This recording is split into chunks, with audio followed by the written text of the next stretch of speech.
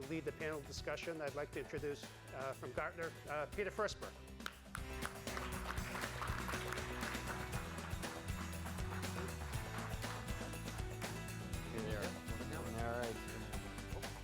All right, thanks, Eugene and Steve. Okay, so I want to start out by putting our panelists, Greg and Steve, on the spot. You just heard Eugene's story. Do you buy it? What part of that really resonated with you? What would you add if that was your presentation? Steve, why don't you start? I can say I do buy it. The advancements that we've seen in the past number of years, just where cyber criminals and just cyber miscreants are going, you can tell that they're elevating their game. And the same things, because maybe for economics reasons, political reasons, they're more motivated nowadays. So I agree wholeheartedly with what Eugene said. And we're all wondering what's next and where do we need to go to as defenders in order to sit up there and meet this threat head on. So I also agree. Okay. I think that one of the issues is that we are building more complicated systems all the time. Right. And so the dependency that we have on them, which Eugene was stressing at the beginning, is absolutely right on. I think that the only way out of this is trying to build things that are not quite as broken as we've been doing in the Build past. security in instead of bolting it on, which is we've been saying for years, right? We have been saying that for years. Yeah, and we don't seem to be getting it too quickly. I disagree. Yeah. Well, what are you talking about? Well, it's just the life is life, and just when I go to the street, I don't feel it. I don't understand what you're talking about. The computer stays somewhere, and I don't see that. Well, I have a mobile phone, I have my system, computer which is quite well protected, and I don't visit those pornographic websites. What are you talking about? You must be the only guy. Well, actually, Eugene's got an interesting point. So if technology is always going to be everywhere, and we're always going to have this problem. How do you solve things, and maybe it's the way that we look at things. Do we put processes in place? Because it really is a human, people, technology problem. Yep. So if we have advanced technology that sits up there and alerts us, there still has to be a human aspect that you can sit up there and identify, threats. We have to go back to the days, we've always had this problem. Back in the medieval time, what did you do to protect your city, your castle? You cover it inside a moat. Which was great if you were stopping guys covered in metal, riding horses. Exactly. We need to realize that we've been under this constant threat for a while. The person that owned that castle had to protect the whole frontage. The attacker only has to get through one mouse hole. And we need to have faster and better processes and better technology that we can combine our processes together in order to be more effective. Let's think about safety a little bit, though, okay, and relate that to security. Remember when cars were first invented? Yep. There were all sorts of horrible crashes and accidents, and they weren't designed for safety at all. That's my typical. Now they're getting a little better. They're not perfect because nothing is perfect, but I think it's about the same. Well, it's my usual story that in the past there were new innovations. They were just they're very new things, and very few people got access to that. Only engineers were driving the cars, or maybe the owner of the car, and whole the city was watching. The only one car in the city. No need for the police, the street police. No need for the street regulation. No street lights. No traffic. The laws used to be about there was horse poop everywhere. That's right. Yeah. And later there were more and more cars, so there was a need of regulation. There was a need of the plates, the numbers on the engine and on the car, the car passport, etc., etc., etc. It doesn't stop incidents. It doesn't stop crime. But imagine that we don't have police, we don't have street lights, we don't have numbers and plates. What do you expect to see on the streets? Chaos. The internet. So listen, one thing that you didn't mention that is a pretty major topic that a lot of people are talking about, and that is cloud computing.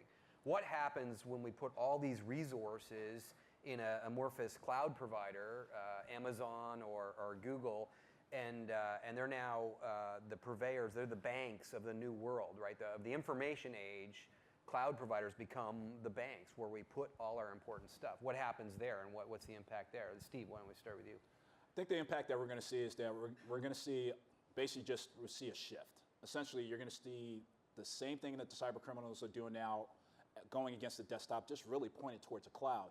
I think what you're going to wind up seeing is that we're going to have to get faster, we're going to have to get better technology, and we're going to have faster and better processes. Because essentially, anytime there's an economic gain, you're going to have people that are going to move straight towards it. Yep. So we can't stop it. That's certainly the case, and we don't really want to. I think there's a benefit that comes from having companies that have a little bit of a clue from an operations perspective take over for small and medium-sized businesses. Maybe they'll do a better job with the operations security. The problem, I think, remains the Achilles heel, if you want to call it that, is the stuff that we build on top of the cloud, the applications that we're creating for our business and who creates those. And that'll be what we have to focus on. So it's not going to solve the problem of security by any means. Right. But it'll help some, believe it or not. I'm a security guy who thinks it'll help a little bit. Well, my view is that this cloud system, of course, it's a great thing. And of course, it's obvious why individuals, businesses, especially small businesses, they're moving to clouds. But I don't believe that will allocate 100% of what they have in the cloud. No way. Yeah. Well, some people will do. Some businesses will do. But it will just a very, very little niche. Most of people, well, we have libraries, public libraries, but still we have paper printed books at home. Not everyone, of course, I understand, but there's a niche. yeah. So anyway, we will keep some data at the endpoints in your own hands. That means that in the past, we had 100% of data in our hands. And there was a headache because of the security issues. Now we have something in the hands and something in the cloud. So plus to the headache, you also have a pain in your back. Of course, we will help you. The only good news is for IT security companies. The only good news, because we need to protect not only endpoints, but also clouds. That's why every IT security manager has 2 pockets for the wallets. Unfortunately, the only good news is for IT security business. Yeah. So all the money, I'm sorry for having a joke in this way. I think that's great. So all the money that you save by implementing cloud stuff, you spend on the security of it. Right. Now, so it kind of sounds like, hey, it's just like the early days of the automobile industry or the airplane industry. We're gonna have spectacular crashes, and we'll learn from those. Is that it? Yeah. We've had some. I mean, you saw some this morning, right? Yeah. You gave us a little handful. Yeah. And there are more coming. Right. Now, Steve, what about in your environment? You're there day to day, management systems. You built some management systems for Microsoft and the military. What are you seeing in your environment? You've had some public attacks. What are you seeing in your environment in terms of is this what Eugene was talking about true? No, it is true. I mean, what we're seeing is right now we've seen decisive, highly pervasive type of attacks that are coming with a level of sophistication that we haven't seen in a long time. And it's making us to get really smarter, not only smarter on our technologies, because how many people have actually put a security technology inside a network and know everything that it's capable of doing? You have to layer a process on top of that where you can identify. I call it the chicken and egg type theory. You have to find the attacker, and you have to know that they're actually coming to attack you. And knowing that 24 hours a day, 7 days a week is a hard thing. So you put processes in place that you can find out if a person is doing something normally, they go to work at 8 a.m., but all of a sudden now they're logging in at 12 midnight and they're not on vacation. And oh, by the way, they want to go to this person's computer in another department that they've never been into before. You probably have a problem. A lot of IT shops, that basic level of just situation awareness, they don't have. So what we're starting to see is that we have to go back. We have the advanced technology, but we have to layer the people process and what we call looking at the sequence of events. There are key events that every attacker needs to be able to go through in order to be successful. If you can layer your defenses along with your advanced technology on that and basically disrupt the key events that they have to go through, you can find a lot of attacks. And that's what we're seeing inside our environment. We have very, very cool tools. Me being an engineer, this is what I'm used to. But I'm now starting to really appreciate the people aspect of how do you sit up there and actually disrupt in a counterintelligence type way the attacks and the movements that people are doing and what they're trying to get. Right. We call it, at Gartner, we actually call that contextually aware security. So there's contextual elements. Peter's logging into his computer, but he hasn't yet badged into the building. So integrating security information from disparate systems and being able to develop sort of a fraud protection system. In fact, the banks have been doing this for a long time. That's how they do credit card fraud, right? You authenticate with your credit card. You have the credit card, maybe you even got the chip and you've got the password and the signature and the CV number on the back. But the fact is, you're doing it in Russia instead of Stamford, Connecticut, where you just made your last purchase. So that's how they do fraud detection in the banks, and we're starting to learn from those types of systems. So integration of multiple sources. What about you in your environment? So I'm a software experience? security guy, and Yeah. let me tell you what my concern is. If you think about some of the most advanced attacks that worry us, Stuxnet comes to mind Right. immediately. The interesting thing about Stuxnet is that the attack itself against the Siemens PLC was Right. incredibly simple. Yeah. It was something that we technology people call DLL interpositioning. It used to work in online games in 2004. It doesn't anymore. So you can't hack World of Warcraft with this attack, Right. but you can hack Yeah. nuclear power plants. Damn! Yeah. So we have a little bit a ways to go to take even some things that we've learned about building better Not so systems simple, and put but- them into Yeah. our standard. Yeah, things that well, we you got to depend on. follow the money. Online gaming is probably the most advanced and industrial systems. You know, the where dollar there's is no even cash. it's weak against even virtual Right. currencies. Yeah. Maybe the problem is that they are top managers. They are people who lead the projects. They don't listen to IT security experts Right. because they are motivated by what? They have a plan. They have go. Build They some have stuff, go faster and faster to have a result. Security, well, it's important, of course, but we have guards around. There are military guards. There's another But problem too. they simply don't understand what can happen. That's right. They think security is a thing too, and we all know that security is a property and not a thing. It's a goal. And a It's process. That's right. right. It's a process, process. technology, That all was those what areas we you're said. talking Yeah. about. And one thing I think the reason why we're starting to see this as security professionals is that security has been layered on top afterwards. But now security professionals are getting extremely smart, and they understand that they're a business enabler. So now, at least in Lockheed, we're starting to bring the security guys in earlier as we start to look at building products that we want to go in economically profitable. So now they're a key component of the team. And you're starting to see a lot of other companies, Microsoft, everywhere else that's doing it, that Yeah. the security guy is the first guy that they call when they're designing. And I think you start seeing better systems, but the problem is the lag time. And the lag Yeah. time is what we're seeing with Yeah. the reactors that probably, they're facing threats now that they've never even been designed for.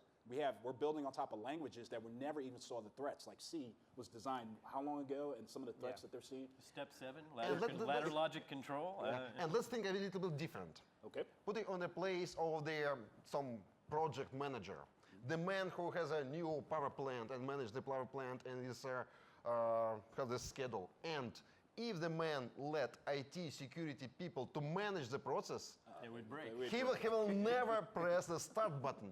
Exactly. And that's why as security It's very professionals, we have to secure if change. it's off. But it's very secure. That's it.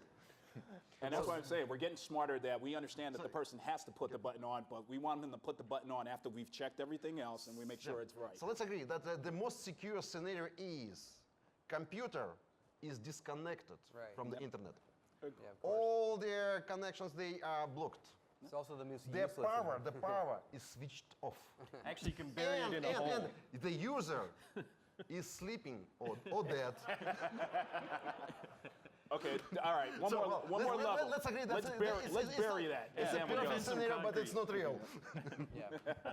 So how do you get that? How do business professionals get to that table early in the cycle? How do they get that credibility? And Lockheed Martin, I imagine, they take security at a high level, but a lot of organizations, the banks and things like that, they probably have a little more. But look at the spectacular failure in UBS, rogue trader. I mean, security for a bank you'd think would be high priority, and yet they let one trader go off the reservation and rack up those kinds of failures. So how do you think security can get to that table early?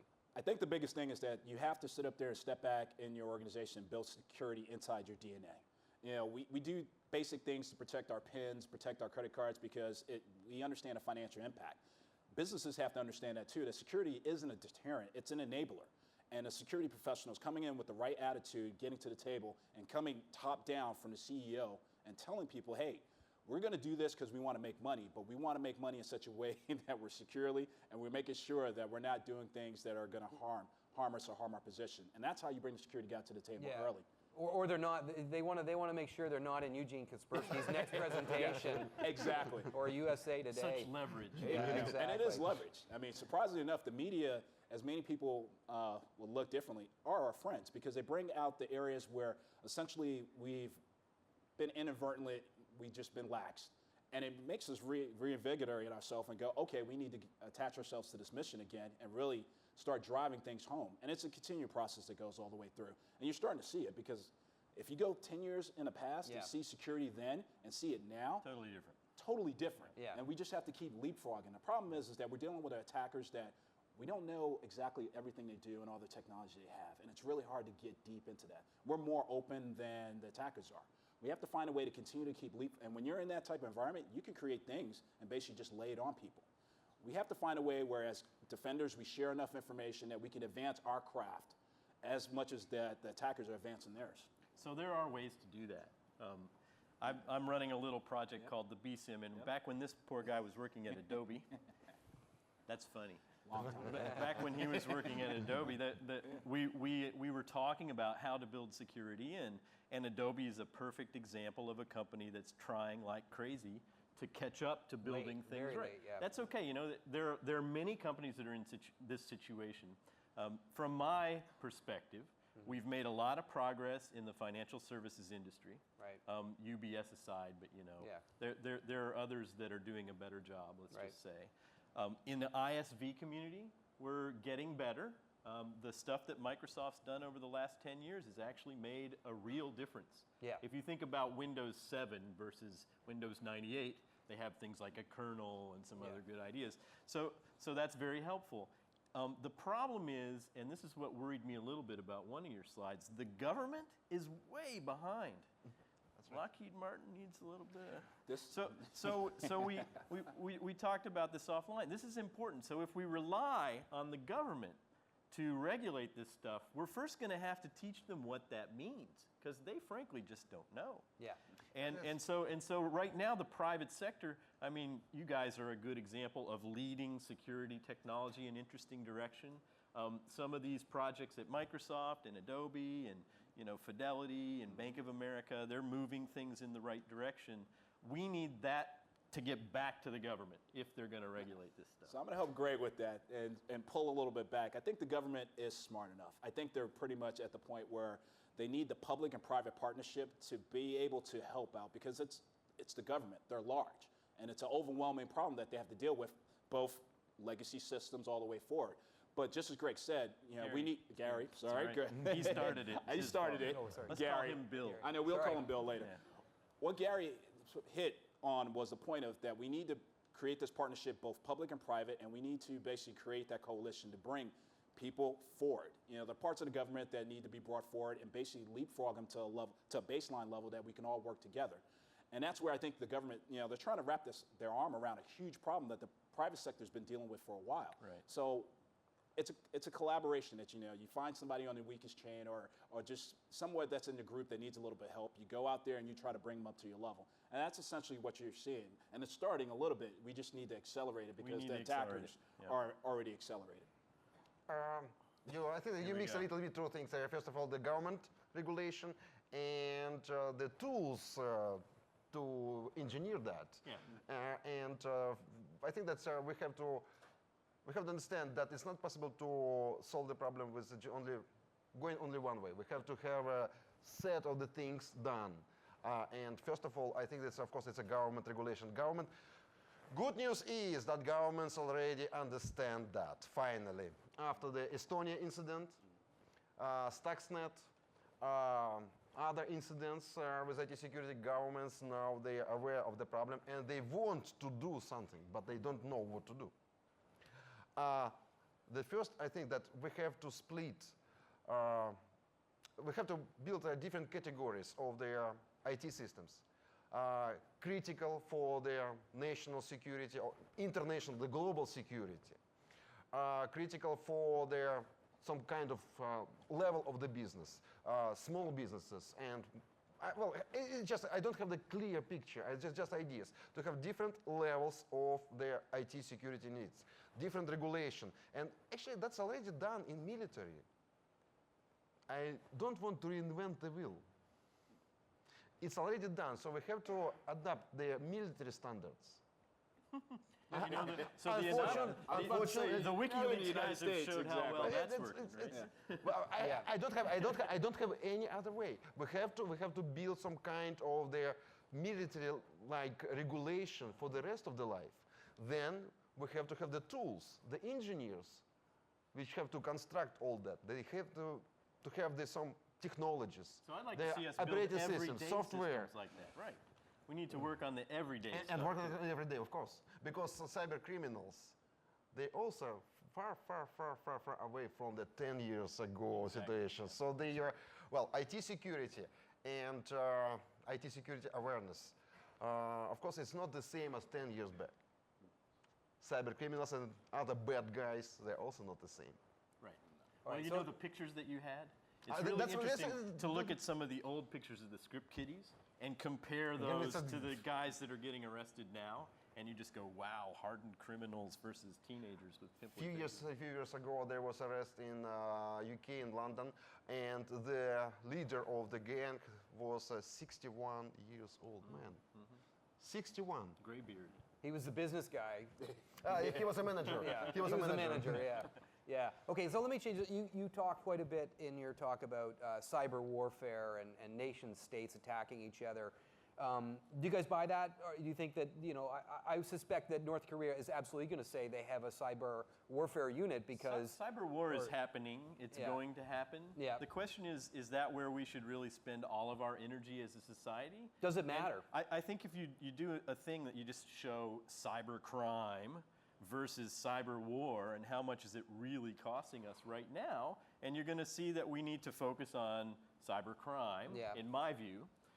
And really, the thing that worries me the most about cyber war is if we focus only on offensive weapons, it's kind of like, we're all living in a glass house, and our mom told us not to throw rocks in the glass house, but we've hired these military guys to build us faster, more accurate rocks. Right. Yeah, well, so that's an interesting point. Do you think right now, it seems to me, if you look at Stuxnet, they and some of the other, the attacks on Google, the Aurora attack, they used a lot of cyber crime tools for industrial espionage, or what people would call cyber war, maybe, we'll call it that. So we see the cyber crime moving into the military space. It sort of goes crime, espionage, Yeah, war. but do you think in the future we'll see, how the military develops weapons and then they develop better weapons, so they sell the old weapons off. Right. And they go, well, we can beat that F-14, that X-16. So at some point, do you think we're going to see trickle down from the military into cyber crime? Absolutely. So I think you're always going to see that because you have this thing called what I call technology attrition. People that have developed things, they get inside the military. Me being a military guy, eventually went out to private sector and everything else. People move on, but that knowledge stays with them. So regardless enough, you're going to have people that are trading out of these organizations, and you may start seeing some of these same type of techniques. The problem that comes out is that cyber criminals and their techniques, they're effective. They're effective whether it's espionage or cybercrime. Until we deter a way that their tools and their processes aren't effective, they'll trickle up and down the stack all the way straight through. There's a time lag too. I think I talked about that when I was mentioning the Stuxnet attack versus World of Warcraft. Right. Like that would not work in the online game attack space right now. And there's a whole big delta between the wars at the edge of technology when we're talking about rootkits and multi-core attacks and throwing interrupt 3 to turn off a chip Very easy solution. versus Very easy solution. DLL interposition. You just get a Very solution. We need to ask Microsoft that next Windows versions have to be incompatible with the old software. Oh, there you go. So Windows 8 shouldn't have backwards compatibility. Now, I think the business manager is going to have a heart attack on that one. So now this is where I have to tell Eugene the And security. they made it under the government regulation that all businesses, all individuals must switch to the new operating system Now, they now. like that part. Yeah. I didn't know you were such a liberal. Regulation. But I got to go back to Eugene's point. As a security professional, I would say I agree with him, yes. But we have this thing that we're basically placing in people's hands. So we have to be able to allow them to do what they want to do. They want to be able to put software that they found on the internet that they think it's useful, regardless of the fact that it was written back in 1980-something. and essentially has no security built in it. We have to find a way to contain things. I talk about, we need to be able to have the user be able to sit up there and wrap them in a bubble so that when they bounce against the bubble, they basically don't wind up killing themselves. And when they get out of the bubble and start doing weird stuff at 5 in the morning, you notice. Exactly, that you notice it. I mean, one of the things that I always akin this to is that security essentially is a seatbelt inside your car. It doesn't prevent you from having a crash, but it makes sure that you can walk away from it and safely all the way straight through. And that's what we're going to continue to see.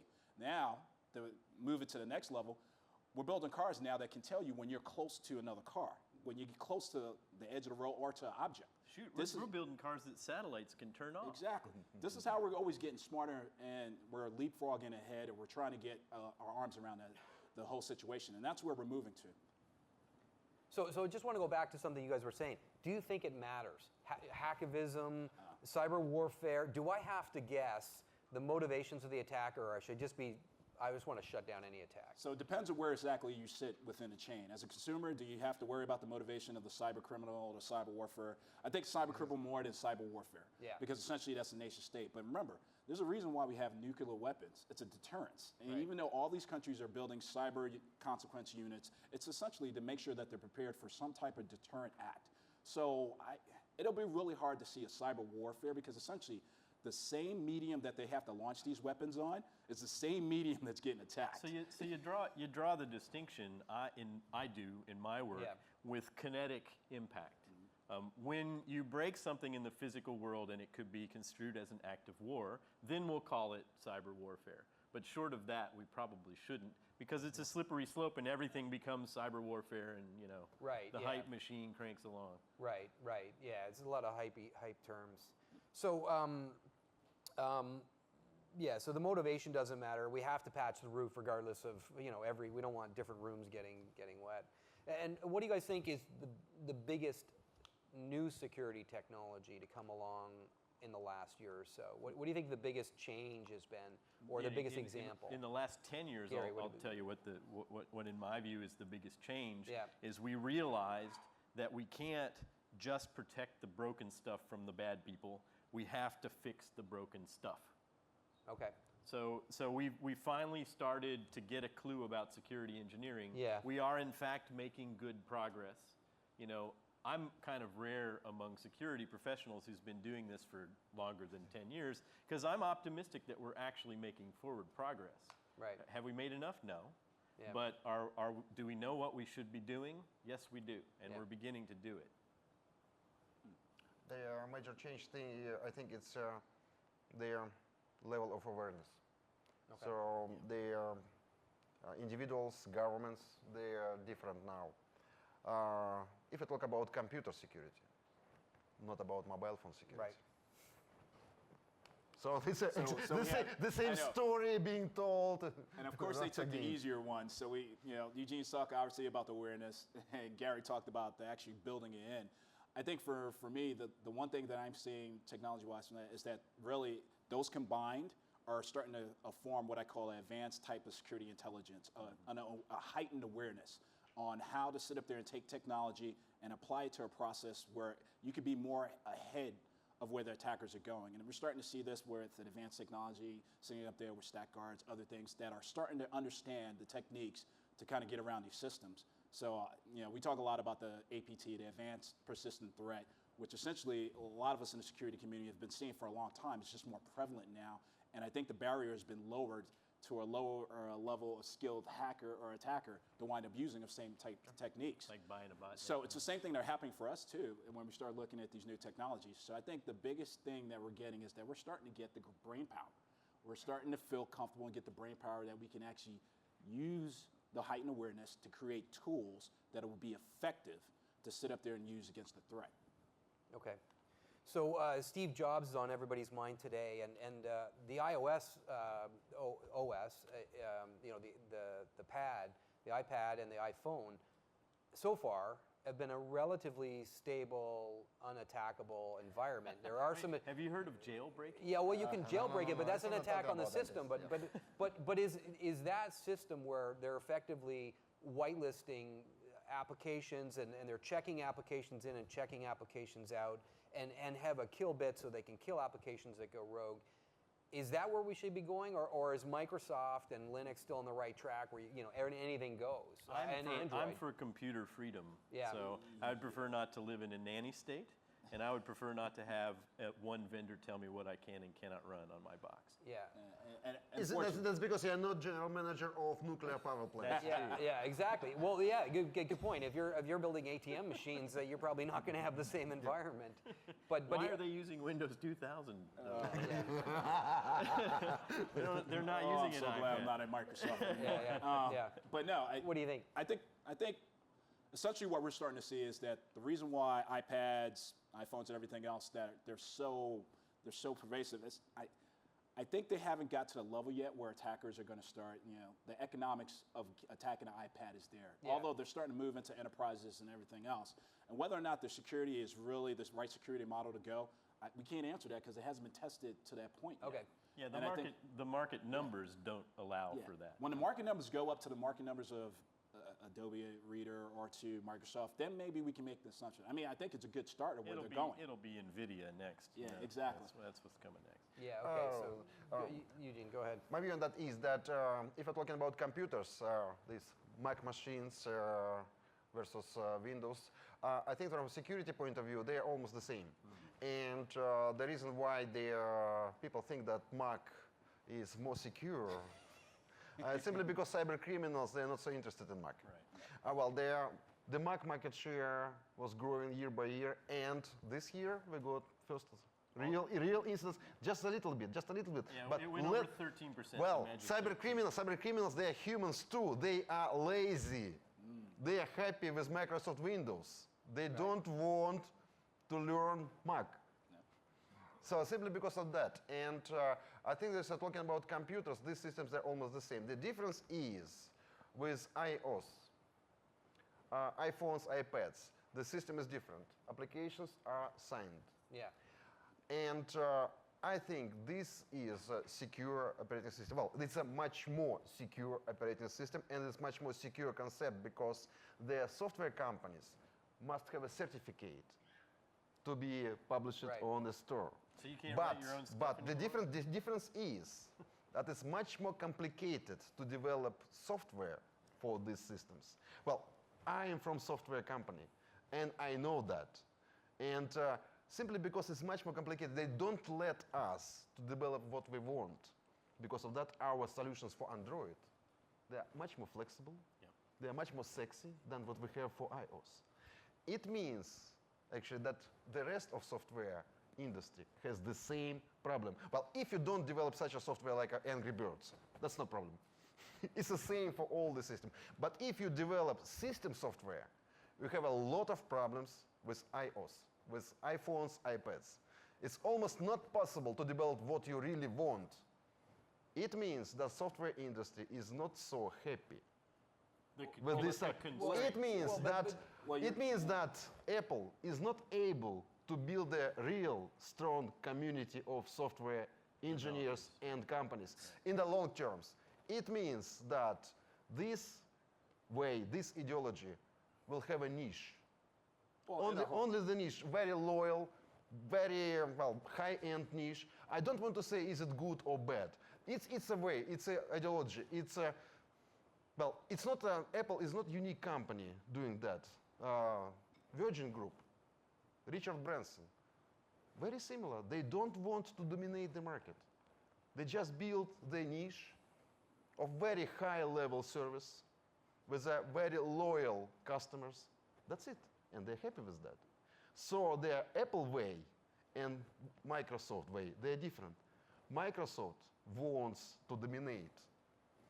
Apple wants to have a niche of very loyal customers. What does Google want? Everything. Dominate the world. Not to be That depends on the project. Yeah. That's Google way.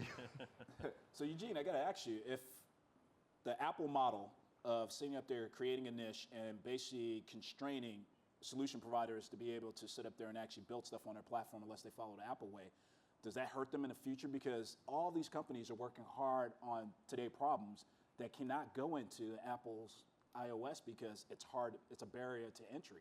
And Yeah, yeah. we've already lived things. Yes, so yeah, that yeah, in the yeah. end, the Apple users or the Apple iPad users may be way far behind the Windows and the other platforms users because they But have they'll the be benefit. able to watch TV, so that's cool. Well, I think it's hard to believe. About TV, if you buy a new TV set, do you expect to have iOS there? No, only Android. Right. Right. Yeah. Yeah. But I think it's hard to say that Apple won't evolve as demands for developers grow. But I think the idea. So, but if we took that system and put it on Microsoft, 10% of code is signed on Microsoft. So 10% of developers sign their code. So we really can't use a system like Apple where we look at the code signing. And yes, you can sign code with a bad certificate, but that can be revoked. So we can, tax against that system can be pulled back. But So does certificates work? Doesn't DigiNotar problem show us that? well, we yeah, have but little we can small solve that. issue Yeah, there? but we can solve. I mean, attacks on the system are easier to solve than any application can go on any machine, anytime, and developers can do whatever they want. If I were a general manager of the nuclear power plant, I will forbid Yeah. using Windows and Linux and Unix computers close to Yeah. the industrial stuff. Right. Only iPhones and iPads. But, No, but you unfortunately, I don't have SDK to develop software, which I need. Right. Yeah, but It would be can you security rest? off. So Actually, the I, question isn't. I never press the start button. Yeah. I think the question is can you replicate the Apple environment into a Windows environment to lock it down to a known set of good applications and enforce that? Sure, you can Gary? do that. You have to do some serious engineering, and then you have to force your developer community to follow the rules. And so the question is, Eugene put it best, is it open and you can build whatever you want and everybody can have a compiler? Or is it a special club and you have to have the right certificates and only 4 guys can do it? Yeah, no, I think you can anyway. And as usual, if you want to be a club member, you have to pay a lot of money. Okay, so let me go back to something else. It's- Let me go back to something else that Eugene said. It was talking about internet IDs. Now, doesn't the same thing exist there? Gary, what are your thoughts on the utterly internet IDs? It just gives me the willies. Yeah, Keep what the about- heck off of my computer and out of my internet. Yeah, okay. Yeah. I'm an actual liberal. Okay. So you're not playing one on the stage. And No, and regulation is not what I'm about because I'm a liberal. All right. So let's take a break and open it up to the audience here and see if the audience has any questions or if we have any questions from people online. Sure. So let me tell you how this will work. We have people online. We have people in the room. We have about 10 minutes to keep on schedule for some questions.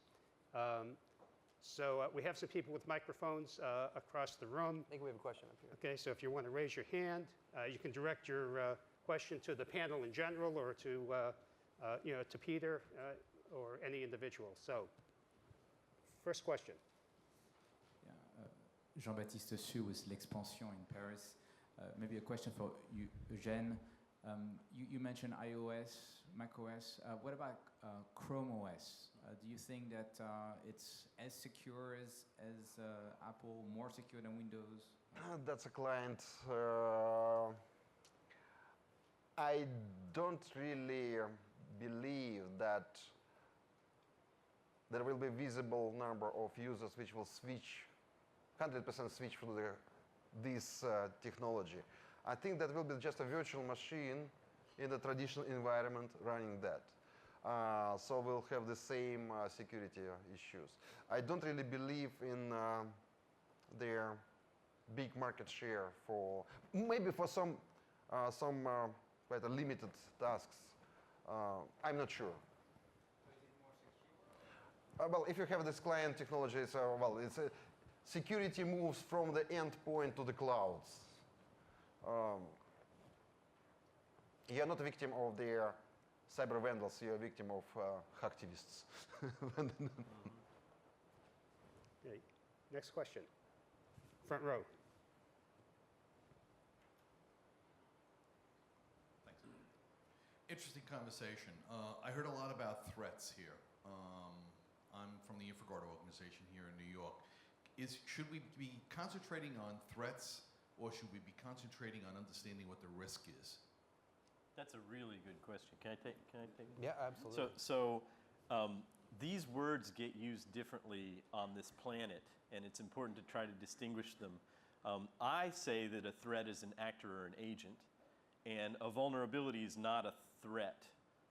The Microsoft guys use the term differently, unfortunately. And it really depends on whether you're thinking about UK war nomenclature or United States war nomenclature. But in the end, we have to think about who's doing the attacking and what they attack, the vulnerabilities in what they attack, and most importantly of all, what the impact will be. And that's the way that you relate risk to threat and vulnerability. And we have to think about risk, I think. Let me explain from my point of view. I am from an IT security company. I must think about threats. If you are from business or government, you'll better think about risks. Yep. But our job is to explain you threats, to let you manage the risks. And another point that I put on there is that if you focus too much on the threats, you're putting yourself too myopically focused. You should really look at and lifting up to see the risks, because you may find out that a threat that you might find out that somewhere within your system you've already mitigated that threat. By looking the whole risk of the system, then you can make it more of a business process, and you can see the end-to-end solution. Being a solution provider, that's where we look at, and we found out that if you do that, you don't have to have so many people focus on that one threat, those many threats. Let me explain a little bit more. If you think only about threats, your IT security department will eat 100% of your budget. And you still have security issues. Right? Question over in the And far the side. IT security companies and departments will be happy with that, of course. So I agree. It's an interesting conversation, gentlemen, but I'm over here. Oh, okay. Interesting conversation. In fact, Gary, I think you and I had this conversation 10 years ago, and I agree with you, Steve, is that this feels like, we have to recognize that we have been living with this for a long time. So, but you describe security as a characteristic, not a thing. But it's also not an absolute.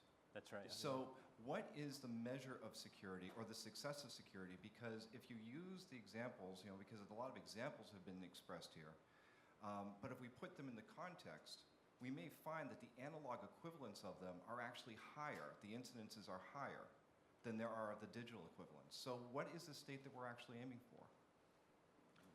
So the problem with security is not only is it a property and not only is it sort of relative, but your business situation directly impacts how much security you may or may not need.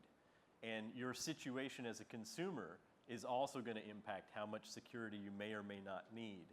The tricky bit is figuring out for large populations of users, or operating system users, technology stacks, what the right decisions are.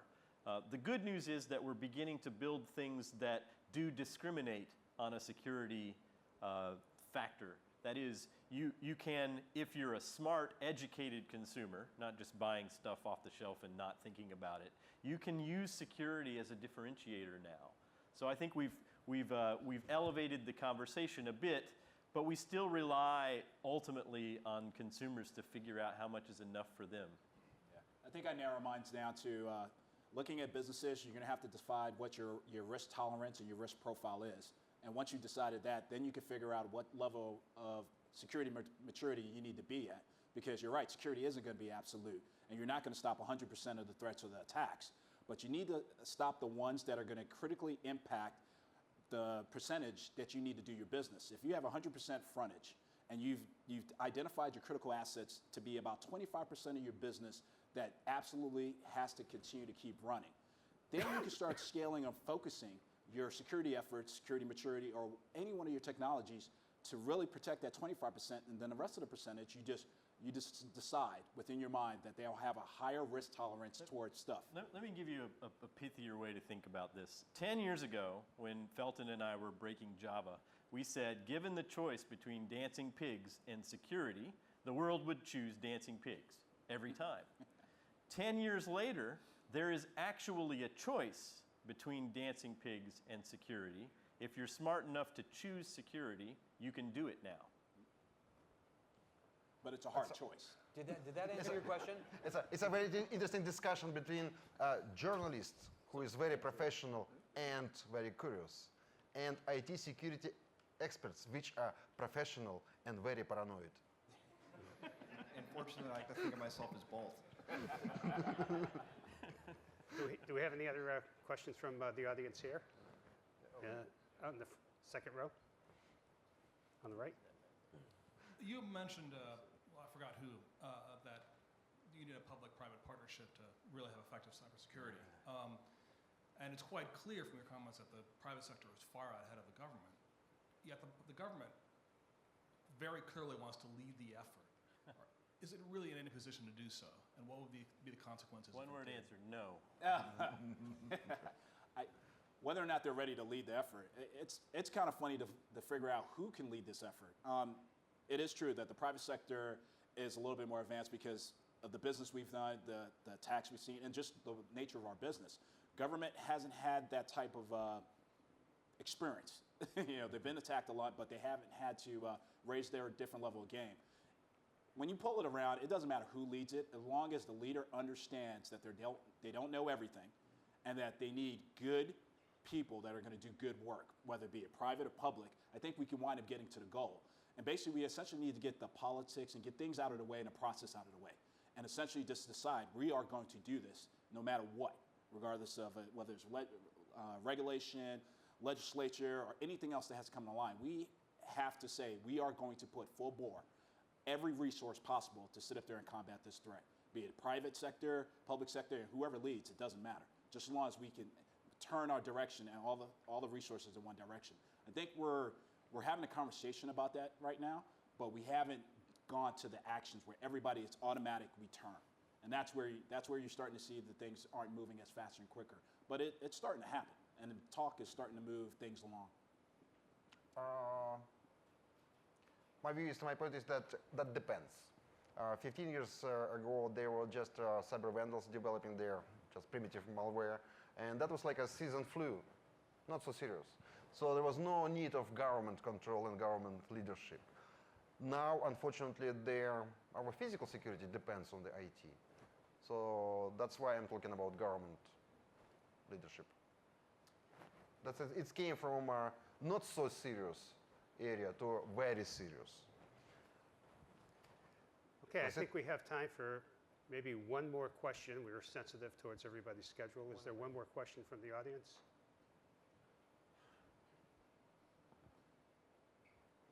Hi, Lee Farron, ABC News. This is for Steve. A lot of security professionals have talked before about the need for government regulation, and especially industrial systems, stuff like that, to improve security. At a place like Lockheed, where government and private industry really intersect, probably more than anywhere else, how much of a role does the government play in its own projects through Lockheed, like F-35, F-22? Is the government involved in the security aspect of those projects at all now, or is that up to Lockheed? No, it's actually a half and half between both Lockheed, the government. It's a partnership all the way straight through, so that you can't exclude the government out of that. So they are deeply involved in areas. They do review, they do things, they work together all the way straight through. And that's all the projects that are going government from Lockheed Martin to the consumers. I mean, any organization that sits up there and actually effectively builds something for the government or consumers has to create a partnership. And at Lockheed Martin, that's the number one thing that we wind up doing. Okay, well, a lot of great questions. International partnership. Oh, international consumer. Yeah, I'm waiting for everybody watch Independence Day. You know, when the aliens came down. I'm waiting for that type of attack, so all of us together, along with the cyber criminals, can fight the rest of the universe. That was my prediction for what's next when Eugene said that. What's next after it's cyber criminals and cyber warfare? It's cyber aliens. The cyber aliens. Cyber aliens. What's next? Okay, well, clearly we can talk about this all day, but we're sensitive to people's time. We're going to take a very quick 10-minute break. So please be back at 11:40 or 10 minutes, depending on what your watch says. Okay, thanks a lot. See you in 10.